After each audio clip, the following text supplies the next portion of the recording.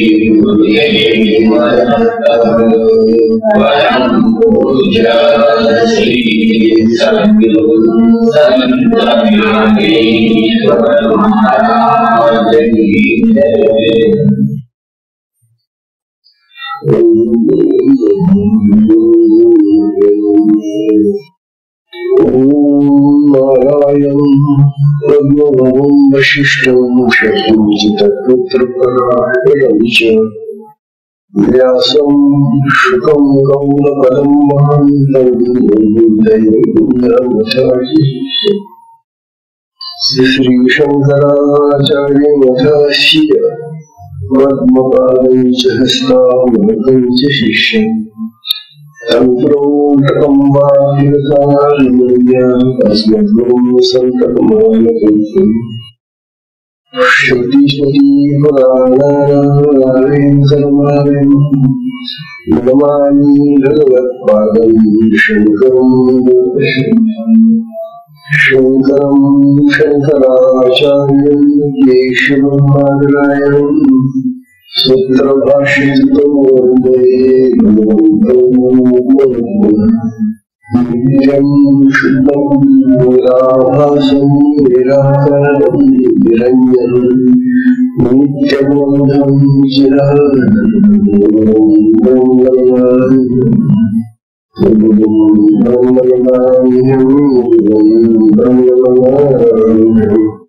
ईश्वरो गुरुरात्मेति मुक्तिवेदविभागे व्याप्तदेहानि दक्षिणामूर्तये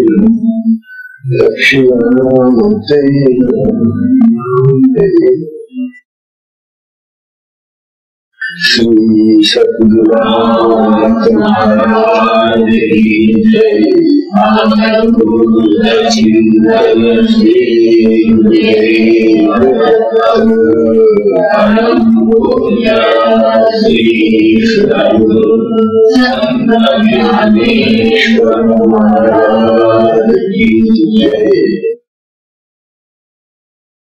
परम पूजनीय श्री सद्गुरु संत ज्ञानेश्वर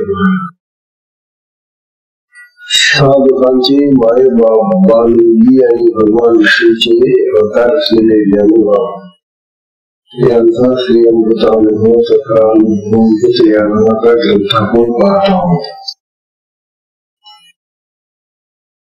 या अमृतानुभवाचं हे 90 प्रकरण जीवनमुक्ती कथन म्हणून सुरू आहे।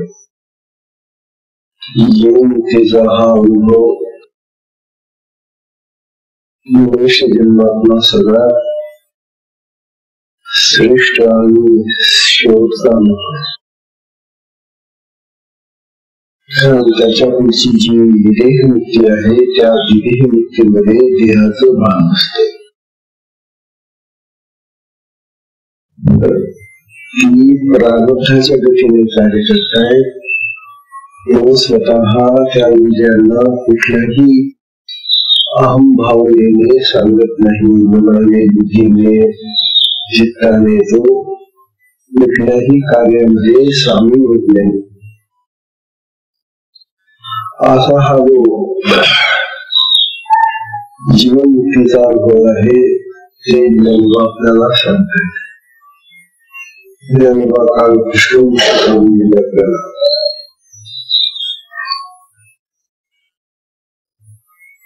आपल्याला सांगण्यात त्यांची सगळी साधून झाली. चंद्र वेचून गेला चांदणे, तो विचिले काय पोळे.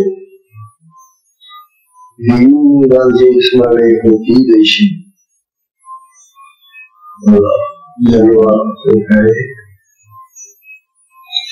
ही चंद्रावर आपल्या हाताने चांदणे दिसायला गेला तर काय दिसेल तो? त्याच्या हाती काही सापडले. त्याचे विचारण्याचे सगळे श्रम व्यस्त जातात, निवांत होतात, असे मनोव्यायाम म्हणतात. त्याप्रमाणे हा जीवनमुक्त महात्मा जो आहे तो कुठल्याही कर्माचा करता होत नाही. त्याच्या त्या इंद्रियांना तो कुठेही आता आवर घालत नाही किंवा त्यांच्यावर नियंत्रण ठेवत नाही. हे आपल्याला करावं लागतं, कारण आपली इंद्रिय ही भ्रमसाट विषयांकडे धावतात आणि म्हणून आपल्याला विषयी व्हावं लागतं. लोक आपल्याला विषयी म्हणतात, असं लोक म्हणून आपणच आपल्याला आपलं स्वतःमुळे विषयी होतो. विषयांचा बुद्धीला विषयी होतो. परंतु हा जीवनमुक्त महात्मा या इंद्रियांना कुठल्या विषयाच्या अनुभवाकडे पाठवतो किंवा अशा प्रकारचा हा विचार बनलेला आहे. त्याला काही कर्तव्य राहिलेलं नाही, त्याला काही मिळवायचं राहिलेलं नाही, आणि ज्याला काहीच मिळवायचं राहिलेलं नाही त्याला तो इंद्रियांचा वापर करायची गरज काय नाही. काल आपल्याला 27व्या मध्ये जनमण्याची विचार सांगितला साधनांच्या संबंधी. जगामध्ये अनेक प्रकारची साधनं आहेत. संसाराची साधन आहे आणि परमार्थाची साधन. परमार्थाच्या साधनांमध्ये आम्ही जे लोक आहोत, परमार्थ करण्यासाठी आम्ही जे साधन करतो ते साधन आम्हाला परमार्थाच्या किती विषयी येतं, ते साधन आम्हाला कुठपर्यंत पोहोचवतं याचा विचार प्रारंभी नसतो. मनुष्य जेव्हा परमार्थाकडे जातो त्यावेळेला त्या परमार्थामध्ये जो जे पहिलं साधन घेईल ते साधन कसं आहे, हे साधन बहिरंग साधन आहे की अंतरंग साधन आहे याची त्याला जाणून नसते, माहिती नसते. म्हणून जे साधन प्रथम त्याला हाती लागेल मिळेल त्याच्या देवाने ते साधन तो करू लागतो. आणि ते साधन जर बहिरंगी असेल तर मग अंतरंगामध्ये त्याला कधी जाता येत नाही. सुदैवाने आपल्या इथं आता या आश्रमामध्ये येणारे आपले सगळे साधन या कटकटीतून सुटलेले आहे. बहिरंग साधन आता आपली जवळ सुटलेलं आहे, पण तरी सुद्धा त्या लोकांच्या डोक्यामध्ये बहिरंग साधन करण्याची इच्छा होते आणि ते बहिरंग साधनाच्या महात्म्याकडे पुन्हा वळतात त्यांच्यामध्ये. तेव्हा त्यामुळे आपले जे चालू साधन आहे तेही बिघडून जात आणि जे साधन नवीन घेतो आपण तेही चांगलं होत नाही. शुद्ध तो कुठल्या साधनामध्ये राहत नाही. आता आपल्याला काल सांगून गेल्या 27व्या मध्ये की प्रत्यहारादी योगे अंग टेकले योगी झाला ये मागे देहाचा सांगली. काल आपल्याला हे सांगितलं की ही जी प्रत्यहारादी योगाची साधना आहे 8 अंग यम नियम आसन प्राणायाम प्रत्याहार आणि ध्यान धारणारे समय अशी ही 8 अंगे.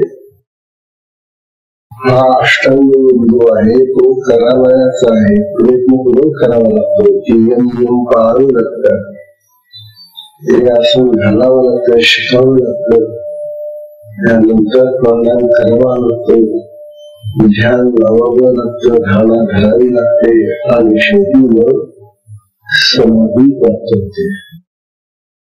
या मार्गाने जी समाधी प्राप्त होते ती जड समाधी असते. समाधीची प्रकार आहे. जी ज्ञानयुक्त समाधी, आत्मज्ञानासाठी प्राप्त करावयाची जी समाधी आहे, त्या हेतूने जे साधन करलेलं आहे त्या साधनेमध्ये जी समाधी प्राप्त होते ती निर्विकल्प समाधी असते. सविकल्प आणि निर्विकल्प असे साधन त्या समाधीचे 2 प्रकार आहेत. तात्पर्य असं की ही जी अष्टांग योगाने प्राप्त होणारी समाधी आहे ती जड समाधी आहे. चांगल्याला ही समाधी प्राप्त झाली. त्यामुळे त्या चांगल्याला सुद्धा पुढे ज्ञानवाणी अंतरंग साधना सांगितलं आणि अंतरंग साधनेले पुढे ज्ञानी झालेलं आहे. आपली साधना ही अंतरंग साधना आहे, शक्तिपात साधना अंतरंग साधना आहे. या साधनेने आपल्याला ही समाधीची अवस्था ही प्राप्त होईल आणि पुढच्या ज्या जीवनमुक्तीच्या ज्या अवस्था आहेत त्याही प्राप्त होऊ शकतात. म्हणून प्रत्याहारादी अंगी योगे अंग टेकेली योगी तेव्हा योगाला सुद्धा हात टेकावे लागतात. जीवनमुक्ती त्यालाही प्राप्त होत नाही त्या अष्टांग योगाने. योगाला नियमार्गी इतिहासाचा असा जो योगी असेल जो प्रयत्नपूर्वक अष्टांग योगाची साधना करून योगी झालेला असेल तो या मार्गामध्ये तो दिवसाचा चंद्र आहे. दिवसाचा चंद्र जसा निस्तेज असतो, तो जसा प्रकाशित नसतो, त्याप्रमाणे हा योगी अप्रकाशित आहे. त्याला ज्ञानाचा आणि आत्मज्ञानाचा प्रकाश बाकीचे समाधी लावतो वगैरे सगळ्याची म्हणजे आपल्याला सोडलेलं आहे. साधना ही अंतरंग साधना असावी असं म्हणून आता होतात आणि म्हणून 28व्या भूमीमध्ये आता ते आपल्याला होत आहे. ही 28वी भूमी अतिशय महत्वाची आहे. तेव्हा या 28व्या भूमीमध्ये ज्ञानवाद आपल्याला कसा बघा निर्मित आहे. एथ प्रवृत्ती बहुळे जिणे, एथ प्रवृत्ती बहुळे जिणे, प्रवृत्ती बहुळे जिणे अप्रवृत्तीशी वाढावणे, अप्रवृत्तीशी वाढावणे. आता प्रत्यंगमुखपणे प्रचारू दिसे, आता प्रत्यंगमुखपणे प्रचारू दिसे म्हणणार नाही.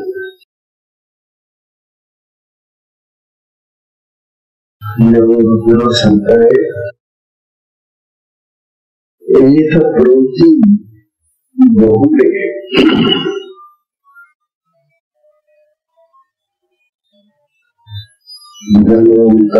या मार्गामध्ये जीवनमुक्तीच्या अवस्थेमध्ये प्रवृत्ती बहुळे म्हणजे प्रवृत्ती संपली आपण सगळे आज वृत्तीच्या स्थितीत आहोत.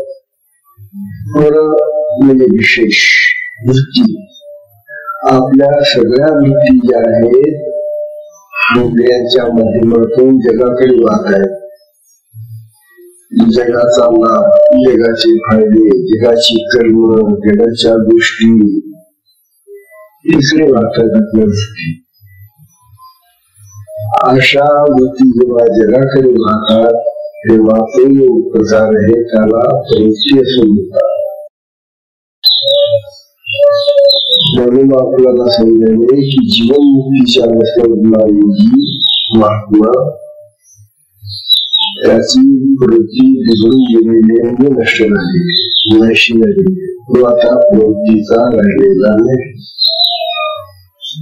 म्हणजे त्याची इंद्रिय आता त्याच्या इंद्रिय वृत्ती आता जगाकडे धावत नाही, विषयांकडे धावत नाही. म्हणून प्रवृत्ती त्या ठिकाणी नाही, प्रवृत्ती संपून तिथं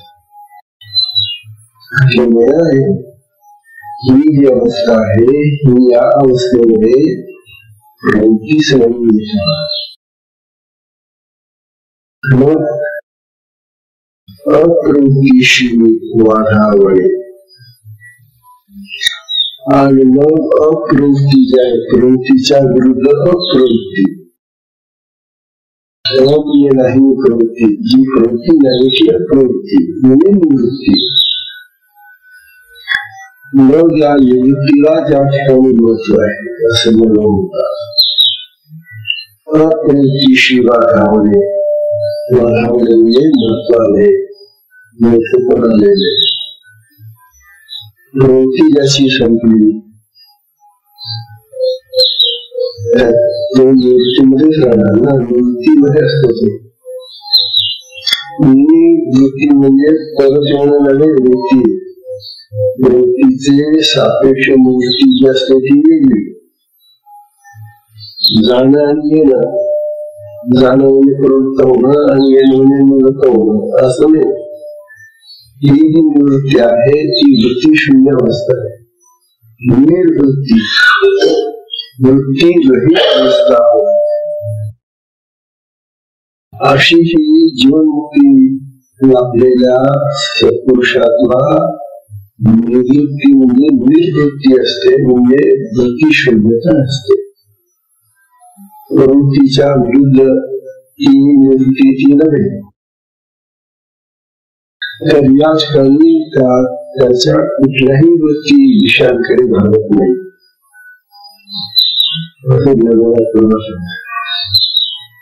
म्हणून अप्रवृत्तीशी वाढावणे. म्हणून ही जी अप्रवृत्ती आहे त्या अप्रवृत्तीला या ठिकाणी महत्व प्राप्त होतो, मोठे प्राप्त होते. आता मुखपणे प्रचार दिसेल. मुख म्हणजे अंतर्मुख, अंतरा. मुखपणे प्रचार दिसेल म्हणजे तो आत्मस्वरूपाकडे वळलेला असतो. प्रचार दिसेल म्हणजे आत्मस्वरूपाकडे त्याचं चालणं असतं, जाणं असतं, निवड असतं. तेव्हा असा हा जो आत्मज्ञानी आहे, जीवनमुक्त महात्मा आहे, तो अंतरंगामध्येच खेळत असतो, अंतरंगामध्येच त्याचा व्यवहार चालू आहे. तेव्हा जेव्हा आपल्याला अंतरंगाकडे वळा, अंतरंगाकडे चला, अंतरंगात सगळं आहे, अंतरंगामध्ये स्वात्मराज आहे, हे सगळं आपल्याला वारंवार वारंवार सांगून जाईल.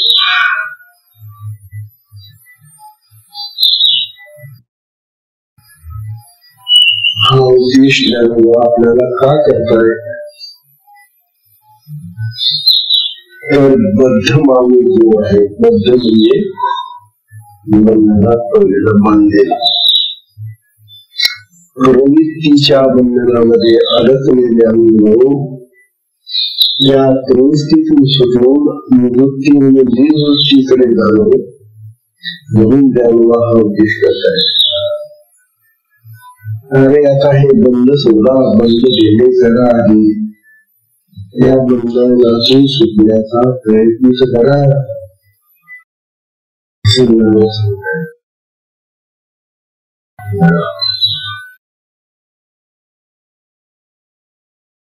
तेव्हा बंधनातून जो सुटत नाही, ज्याचे संसाराचे बंध तुटत नाही, सुटत नाही, मग त्याला काय करावं लागतं? तो काय करतो? आपण पाहतो, आपण सगळे त्याच मार्गात आहोत. तर आपण त्याच्या वर्णाला महत्व देतो. 4 वर्णातले 4 आश्रम, 4 आश्रम, 4 वर्ण. तेव्हा ही कर्म परंपरा ज्या ठिकाणी सांगितली जाते त्या कर्मामध्ये आम्ही जातो. मग आमचा वर्ण ज्या प्रकारचा असेल त्या प्रकारचं कर्म घेतो आणि ते कर्म करत नसतो, कर्माच्या चौकटीमध्ये राहतो. तेव्हा बंधनातल्या माणसाला कर्म आणि कर्मापासून प्राप्त होणारे सगळे बंधन हे त्याला अडकत जातात, संसारामध्ये मांडत जातात. ज्ञान आपल्याला सांगतायत अरे साधकांनो, आता तुम्ही तर साधून जाणार. गुण प्राप्त जी अंतरंग साधन शक्तिपाताची आहे ती तुम्हाला प्राप्त झाली असताना आता तरी त्या बंधनातून मुक्त होण्याचा प्रयत्न करा. आपल्याला सांगताय.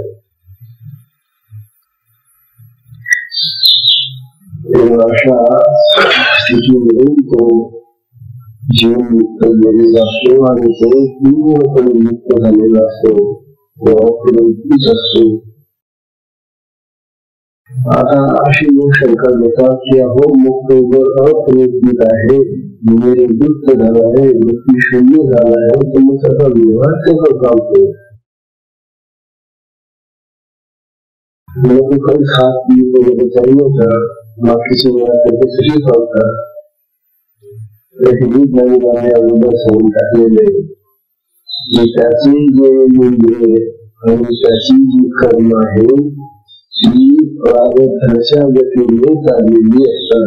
कर्म काम जो कोणतं ध्येय आहे तो तुमचं इंद्रिय काम करणार, इंद्रिय विषयांकडे जाणार, इंद्रिय विषयांचा जो ध्येय त्याचा व्यवहार इतर सामान्य माणसाप्रमाणे बाहेरून दिसतो. खातो, पितो, बोलतो, जातो, येतो, जाते, असे सगळं वाचायचे चालू आहे. परंतु त्याच्या व्यवहारामध्ये त्याचा करता भाव नाही. मी हे करतो, मला अशासाठी करावं लागतं, त्याचा हेतू नाही, त्याचा अहंभाव नाही, मीपणा नाही, कर्तृत्व नाही आणि त्यांना काही प्राप्त करायचं निमित्त नाही. अहंभाव आमचं सगळं तो अहंकारही आहे, अहंभाव कर्तृत्वही आहे. त्याच्यानंतर नावरूप वाढताही कर्मातून आणि त्या कर्माला तो मागच मिळतो असं म्हणतही आहे. तेव्हा आपली कर्म ही अशा कर्म मी, माझं आणि मला या 3 प्रकारची असल्यामुळं ती बंधनाची कारण होतात. हा जीव महात्मा मी म्हणत नाही, मला म्हणत नाही, माझं म्हणत नाही. त्याची कर्म करतायत ती कर्म ती प्रारब्धाच्या गतीने करतायत, बळवाने करतायत, नशिबाने करतायत, ते काही करत नाही. त्यामुळे करून काढून सगळा तो करता राहतो हे भगवान.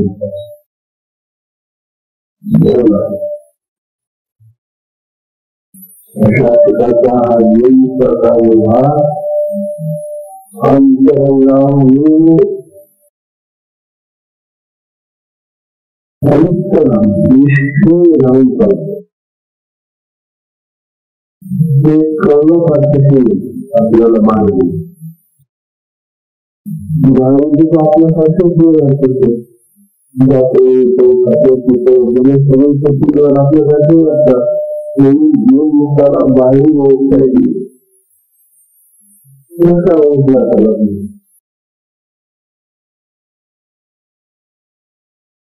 एवढं काय त्याचं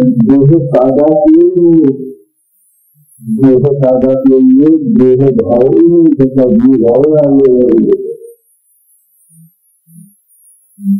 देह साधात कसं शिकलेलं आहे तो आपल्याला देह समजत नाही त्याचा बोललेला आहे स्वतःला तो आपल्या समजते आता आपण सुद्धा आणि त्या आपली भेटांमध्ये राहून सरकारी जीवनी चाललेला व्यवहार इतर आपल्या आहे म्हणून ते त्याला आपल्या काय त्याला थोडी कल्पना याच्या अंतर्गत भीती बाहेरच्या लोकांना खरीच कल्पनेची आणि सामान्य मनुष्य त्या माणसाची रिकामी करतात निर्णय करतात काय वाटलं तर करू शकतात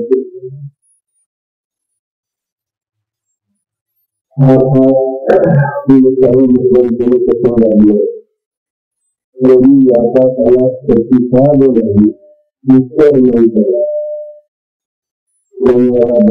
दिला तरी हा माणूस डोळ्यातून देखील हसून देतो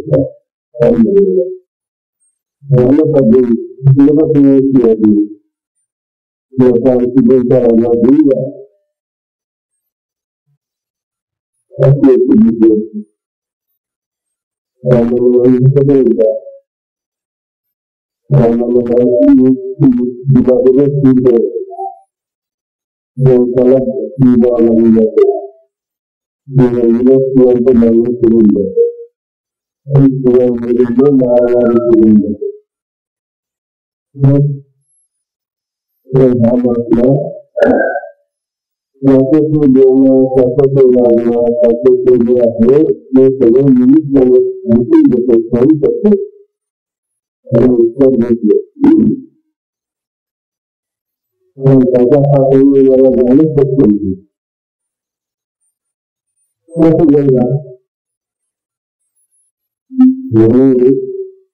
जीवन मुक्तला आपल्याला विश्वासातून सर्वात ठिकाणी कसे शकतो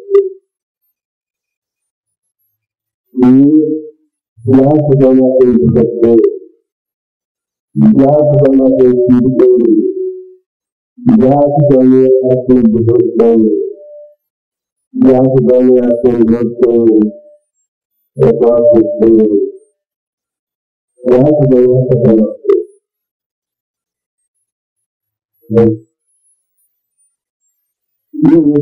आपल्याला कारण नाही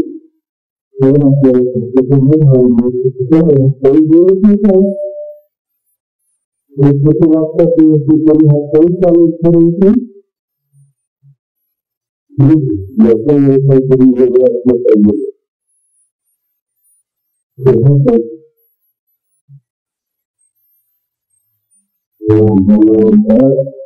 जीवन मुक्ताला ओळखणं बाहेरील शक्य आणि खरी जीवन मुक्ताची ओळख होते असलेल्या त्याच्या अवस्थेत जीवन करत ज्यावेळी त्याच्या मनुष्य तेव्हा कळेल माता गोष्टी देखील करतात ज्यावेळी त्याच्या मनुष्य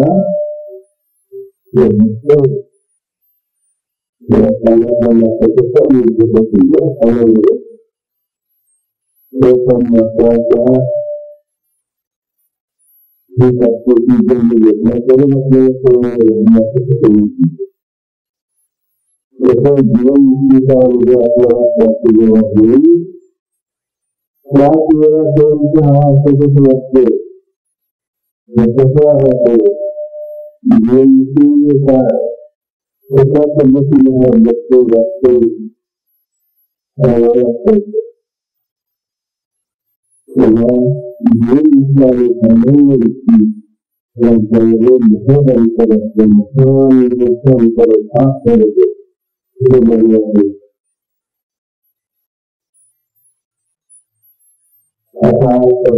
और मासिक भूमिका करते हैं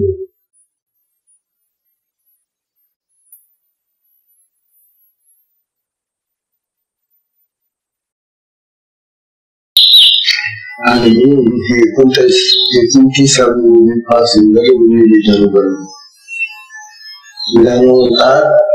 आता तो परमार्थ स्थिती त्याची कशी असते ते सांगतात.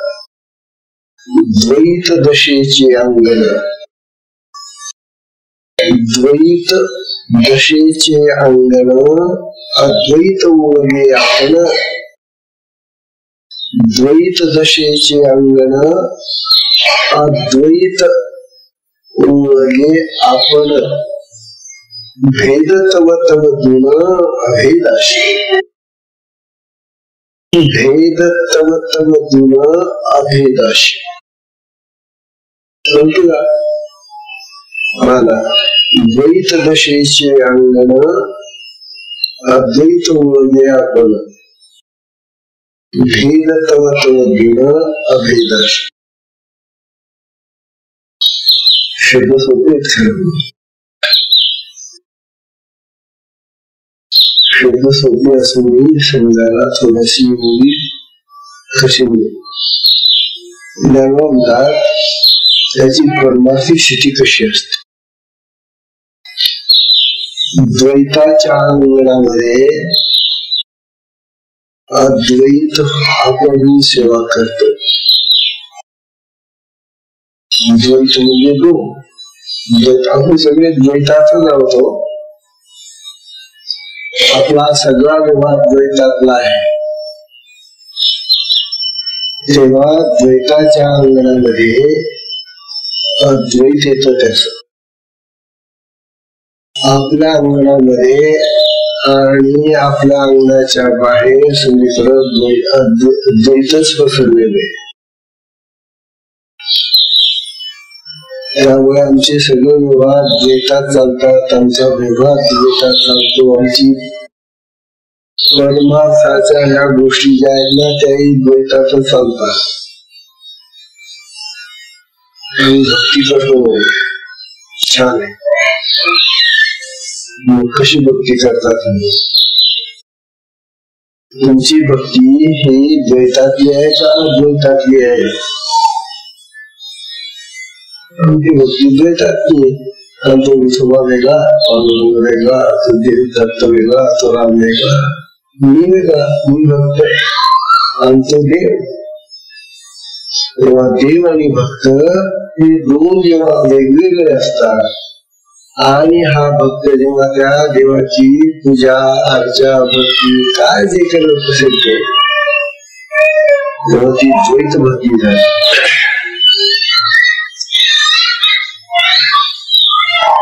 तेव्हा ज्ञानवा सांगतायत की जीवनमुक्ताच्या अंगणामध्ये द्वैताच्या अंगणामध्ये अद्वैत येतं. म्हणजे त्याची सेवा करायला अद्वैत येतं द्वैताच्या अंगणामध्ये. द्वैत दशेचे अंगण अद्वैत ओळगे आपण, अद्वैत ओळगे म्हणजे अद्वैत त्याची सेवा करायला येतं. त्याची द्वैताच्या दशेमध्ये जेव्हा द्वैताशी स्थिती त्याच्या अंगणामध्ये निर्माण झाली असेल तेव्हा चटकन अद्वैत येऊन जातं आणि ते द्वैत हाकून लावतं. मला मी सेवक आहे, मी त्याचा सेवक आहे. आपलं तसं नाही म्हटलं. काय करा, आमची जर ही परमार्थाची वाटचाल जी असेल ना ती द्वैतातलीच असते. आणि जोपर्यंत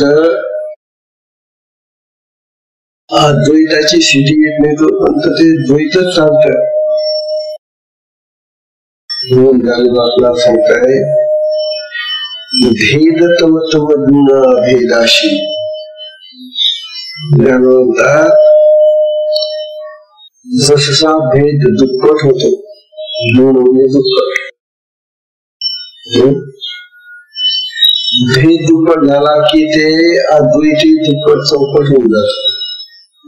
भेदा मोठा होतो का तुझ्यापेक्षा मोठा छान बाजूला काय दुप्पट होत, भेद दुप्पट होतो, त्या द्वैत दुप्पट होतच नाही, ते एकत्व दुप्पट होत नाही. म्हणजे त्याच जे पारमार्थिक असं जे जीवन आहे ते अभेदातलं जीवन आहे, अद्वैतातलं जीवन आहे. अद्वैत म्हणजे दोन नाही, एक. तो जेव्हा भक्ती करेल ना जीवन मुक्त महात्मा, तेव्हा तो देव आणि भक्त असं द्वैत म्हणून भक्ती करतो. त्याच्या भक्तीचं नाव आहे पराभक्ती. हे आपल्या मार्गामध्ये सगळं सांगितलंय. आपल्या मार्गातली आपली ही जी भक्ती आहे ती भक्ती पराभक्ती व्हायला पाहिजे. पराभक्ती म्हणजे भक्त आणि भगवंत एकरूप होऊन जातात. ही जी स्थिती आहे ती पराभक्तीची स्थिती आहे. अद्वैतातली भक्ती पाहिजे. आपली गौणी भक्ती असते. गौणी आणि परा असे दोन प्रकार आहेत. ही पराभक्ती आमची आल्हादिनी शक्तीच्या रूपाने आमच्या देहामध्ये निर्माण होते. ही जी आल्हादिनी कुंडलिनी शक्ती आहे तीच पुढे आल्हादिनी शक्ती होते. आल्हादिनी म्हणजे आम्हाला आनंद देणारी, आत्म्याचा आनंद देणारी ही शक्ती जेव्हा आम्हाला आत्म्याकडे घेऊन जाते त्यावेळेला आमची जी भक्ती चालते मग ती आल्हादिनी भक्ती चालते, म्हणजे पराभक्ती होते. अद्वैतातली भक्ती चालते तेव्हा देव आणि भक्त एकरूप होऊन जातात. मी भगवान आहे हा त्याचा भाव असतो. मी आत्मा आहे, मी देह नाही. ही जीवदशा जेव्हा त्याची संपते, हा जीवभाव जेव्हा त्याचा तुटतो त्यावेळेला तो शिवभावात जातो आणि शिवभावामध्ये मग त्याची जी भक्ती आहे ती अद्वैतातील भक्ती असते. जीवमुक्ताची पारमार्थिक स्थिती कशी असते हे ज्ञान आपल्याला या गुरुने सांगतात. बघा गीत दशेचे अंगण अद्वैत ओळगे आपण भेद तव दोन अभेदाशी. तेव्हा त्याचा जो भेद आहे तो नष्ट होऊन अद्वैत वाढत जातात.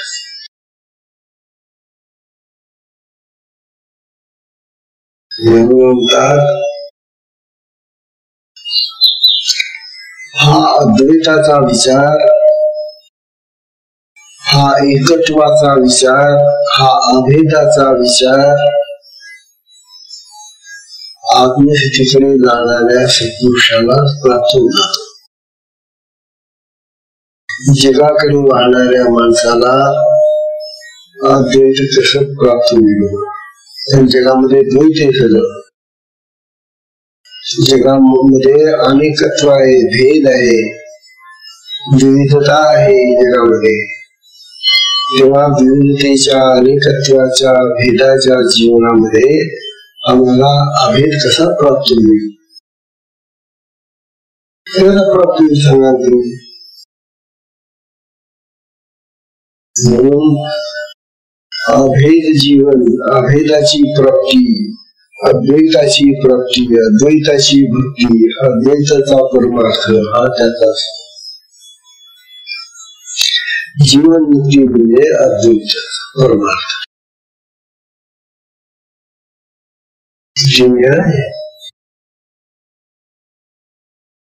अहो एवढं का, पण ज्ञानोबा असं म्हणतात आता पुढे, हे द्वैत आणि अद्वैत याच्याही पलीकडे तो गेलेला असतो. आता आम्ही तर द्वैतात आहोत, तो अद्वैतात असतो असं मी आता म्हणताना आम्ही द्वैतात येतो. परंतु खरी त्याची अवस्था अशी आहे की तो द्वैत आणि अद्वैत याच्याही पलीकडे आत्मा तसंच आहे ना. हो,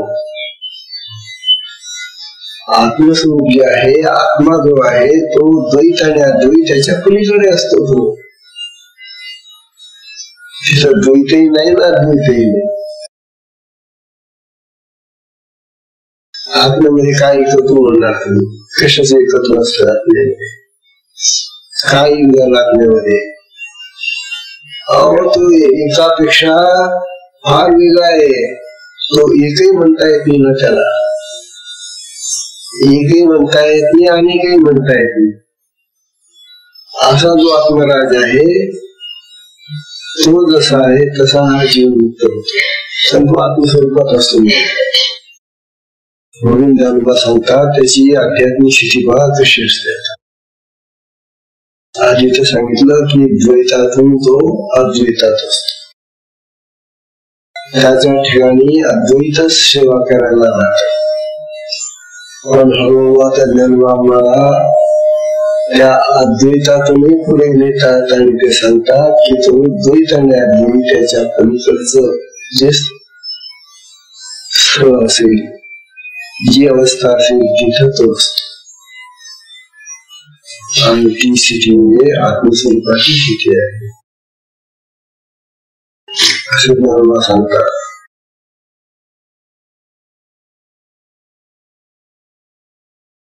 ज्ञानोबांनी ज्ञानेश्वरीमध्ये 9व्या अध्यायामध्ये एक ओवी लिहिली. ही ओवी सांगते आपल्याला, अहो तानयाचे लागता घटे दृष्टांत या. अहो तानयाचे लागता घटे तेणे अधिकच पाना फुटे, तेणे अधिकच पाना फुटे. वृषे प्रेम दुणवटे पर्यंतयाचे, वृषे प्रेम दुणवटे पर्यंतयाचे. सांगतात ज्ञानोबा या ओवीमध्ये. ज्ञानेश्वर कालीवर 9व्या अध्यायातली ओवी. ज्ञानेश्वर महाराज उदाहरण देत आहे त्याच्या अवस्थेतलं. आईचं उदाहरण देत आहे ते. आई जेव्हा त्या लहानशा बाळाला पाण्याला घेते तेव्हा ते जे बाळ असत ते बाळ लाथा मारत आहे की आईला मारतच, ते हात मारत,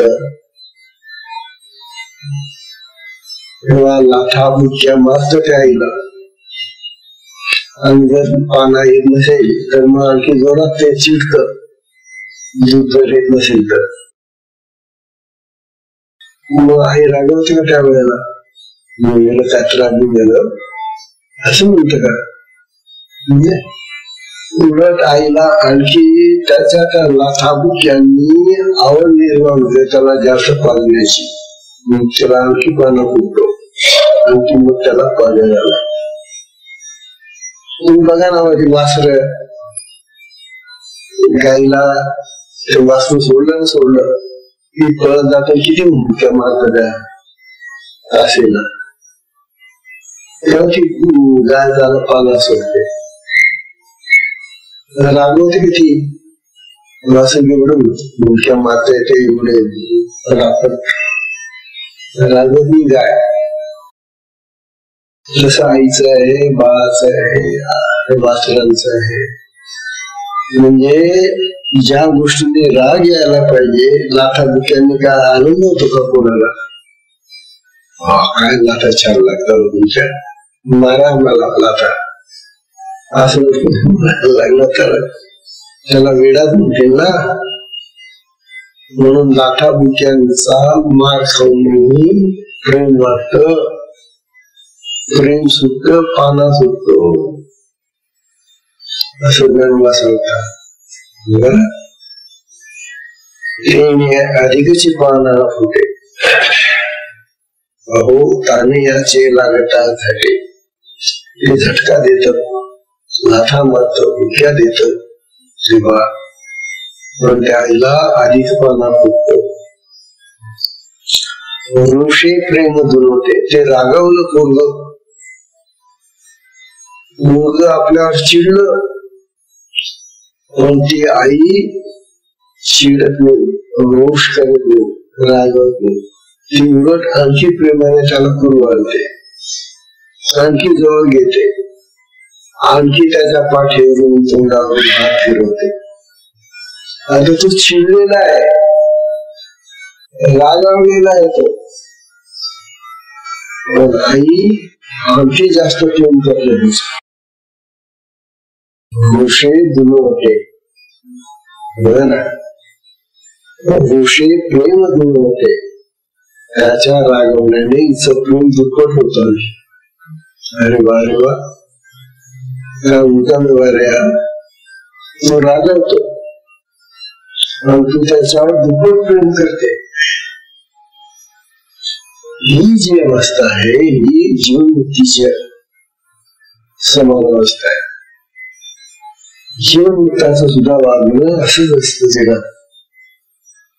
त्याला जेव्हा जगातले लोक असं काही बोलतात, रागवतात, चिडतात, वाईट वागणूक देतात त्याला, तेव्हा तो रागवत नाही पण आणखी प्रेम करतो त्याच्या. अहो तुकाराम महाराजांना त्याचा विरोधी भक्त होता, त्याने काट्याची भिड असत ना, त्या काट्याच्या भिडेने त्याला मारलं तुकारामांना. काट्याचे भिड, मोठे काटे होते, बाबळाचे काटे. काही मी तुकाराम महाराज स्नानाला काढले त्याच्या अंगणाच्या बाजूला, आणि याला काय शिवराने कोणा शब्द म्हणे, हा तुकाराम आमच्या अंगणामधल्या काट्यांना पसरवतो. तुकाराम त्याला काटे पसरवले त्यांच्या अंगणामध्ये. तुकाराम महाराज दहन करत चाललेले बिचारे स्नानाला इंद्रायणीमध्ये. हा म्हणतो स्वामी म्हणू, हो आमच्या अंगणामध्ये काटे टाकतो हा. म्हटला तो गेला धावत आणि काट्याचं भिड उचललं त्याने आणि सपासप त्याच्या पाठीवर तुकारामाने काय करायला पाहिजे, मुंबई झालं शरीर. तुकाराम महाराज म्हणाले, अहो बाबा तुमचे हात तर दुखले नाही ना, तुमच्या हाताला कुठे काटा मिठा तर मोडला नाही ना. अरे रे, नाही तुम्हाला आता औषध आणावं लागेल. किती दयाळू राहा. स्वतःच्या पाठीमधून रक्त मुंबाळून ती पाठ होऊन लागली रक्ताने, आणि हा त्याच्या हाताची काळजी करून. ही जीवनमुक्तीची स्थिती असते. जीवनमुक्ताला उलट त्याच्याबद्दल जास्त प्रेम वाटत. जो आपल्याला जास्त चिडतो ना, त्याच्यावर आणखी प्रेम जास्त. अशा प्रकारची स्थिती असते. म्हणतात द्वैत दशा आणि अद्वैत दशा या ज्या दोन अवस्था आहेत, या जीवनमुक्ताच्या बाबतीमध्ये दोन्ही संपलेले असतात. त्याचं द्वैतही गेलेलं आहे आणि अद्वैतही गेलेलं आहे. आणि म्हणून त्याचं आता सगळं जीवन, त्याचं उरलेलं जे आयुष्य आहे, त्याचं उरलेलं जे जीवन आहे, ते प्रारब्धाधीन झालेले. प्रारब्धाच्या म्हणजे नशिबाच्या हातात दिलेले. जे होईल ते होईल. मरण येणार असेल तर येऊ दे, जगण्याला असेल तर जगू, मरण आणि जगणं याच्यामध्ये सुद्धा त्यांना विशेष महत्व होत. कारण केव्हा तरी हा देह सोडावाच लागणार आहे, तो नश्वरच आहे. नाशवान देह केव्हा तरी पडणारच आहे. तो आता पडला काय, नंतर पडला, तो घरी पडला काय आणि वाटेत कुठे पडला काय, जंगलात पडला काय, त्याचं महत्व नाही. कारण देहालाच जिथं महत्व नाहीये, देह बुद्धी ज्याची संपलेली आहे, त्या देहाचा मरणाचा विचार तो जीवनमुक्त कधीही करत नाही. जीवनमुक्ताचं मरण आणि त्याचं जगणं हे अदृष्टाच्या हातात असतं, म्हणजे शिवाच्या हातात असतं. त्याच्या अधीन असतं त्याचं जगणं आणि मरण.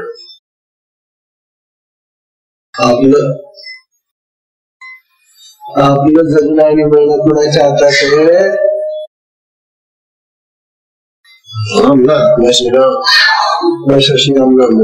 घासून घे, मुंबईला घासून येतो, अमुक ठिकाणी घासून घे,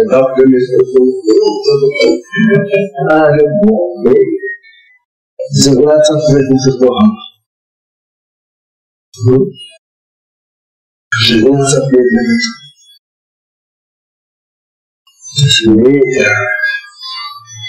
किती भिन्नता आहे आपल्यामध्ये आणि जीवन मुक्तीच्या अवस्थेमध्ये किती भिन्नता आहे.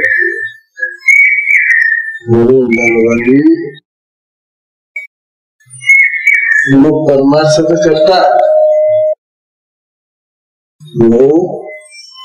परमार्थ तर करतात, पण त्यांना सिद्ध दशा प्राप्त होत नाही, ती अवस्था प्राप्त होत नाही. कमीत कमी समाधीपर्यंत तर करणारे, त्या समाधीच्या अवस्थेपर्यंत तर या, तिथं खाली गोटाळतात त्या पाठीशी. तेच त्यांचं नेहमीच काय करावं, आमचं हे असं होत नाही, आम्हाला वेळ मिळत नाही, आमच्या असं होत नाही. त्याच कटकटी त्यांच्या ऐकत बसा. आम्ही तुम्हाला शिवती तुम्हाला म्हणायचे. मी या साधकांना किती वर्षापासून पाहतो आणि जशी बोलतो, यांच्याशी संवाद करतो, यांचं म्हणणं ऐकतो. पण ज्या ज्या वेळेला मला हे येऊन भेटतात, त्या त्या वेळेला त्याच गोष्टी मला सांगत असतात. मी यांच्या प्रश्नांची सगळी उत्तर अनेक वेळेला दिलेली आहेत, पुस्तकात लिहून ठेवलेली आहे. ते काही पुस्तक वाचत नाही. त्यावेळेला दिलेली त्यांना जी उत्तर असतात ती काही लक्षात ठेवत नाही, आणि पुन्हा भेटली की मग मला तेच ते विचारतात. म्हणून आता याच्यापेक्षा त्यांचं दर्शन नको. बरोबर आहे, आणि ही मंडळी गेली म्हणजे त्यांना तेच पुन्हा विचारणार, तेच किती समजून घ्या त्यांना. हा संसार जो आहे ना, कटकटीचा आहे, आणि याला सद्गुण काही करू शकतो. सद्गुण तुम्हाला जे साधन दिले ते करा ना. तेव्हा संसाराची बंधनं स्वतःने स्वतःहून दूर करायची असतात. ही तर काही करत नाही, आणि मग गुरुला जाऊन घालतात. महाराज आमचं ते करायला आलो, किती त्रास होऊन गेला आम्हाला, बघा ना. हो आम्ही काय करू? संसार तुमचा, तुम्हीच त्याला गळ्यामध्ये बांधता आणि तुम्हीच आणखी रडता, आणि रडत आम्हाला सांगता. मग आम्ही तुमच्या डोळे कसे काय पुसायचे? पुसून तुमचं ते दुःख काय देईल? हे गुरुकार्य नाहीये, गुरुकार्य आहे. तुम्ही संसारातून निवृत्त व्हा, बाजूला व्हा, आणि चांगली साधना करा, आणि साधनेनं तुम्हाला जे प्राप्त होईल त्याला आशीर्वाद देऊन जा. हे गीत आहे. आता पुढची जी तिसावी वेळ आहे ती तर अत्यंत महानची. काय करावं एका दिवसाला पाहुणे येऊन जातात, नाही तर काहीतरी येऊन जातं घरामध्ये, नाही तर कोणीतरी येऊन जातं, नाहीतर पावसाची येऊन जातो, नाहीतर त्यावेळेला पाण्याची वेळ येऊन जाते, नाहीतर कोणतरी काहीतरी होतात आणि मग ते आम्हाला येता येते. चांगल्या चांगल्या वेळा निघून जातात. काय करावं तेव्हा उद्याची वेळ फार सुंदर आहे. एकदा सत्संगाची वेळ संपलेली आहे. मी तुमच्या टीका करत नाही बरं, कोणाला काही एक गंमत आहे. तेव्हा उद्याची जी वेळी आहे ती नुसती वाचून दाखवते बस. बरोबर कैवल्याच्याही चढावा, कैवल्याच्याही चढावा, करीत विषय सेवा, करीत विषय सेवा, झाला भृत्य भज्य कालोवा, झाला भृत्य भुज्य कालोवा भक्तीच्या घरी. असं मी समजणार नाही, किती वेळ वाचली तरी मी समजणार नाही. तेव्हा तिचं स्पष्टीकरण उद्या करू आपण. आजची सत्संगाची वेळ संपल्यामुळे सत्संगाला विश्राम देऊया. हरि ओम तत्सत.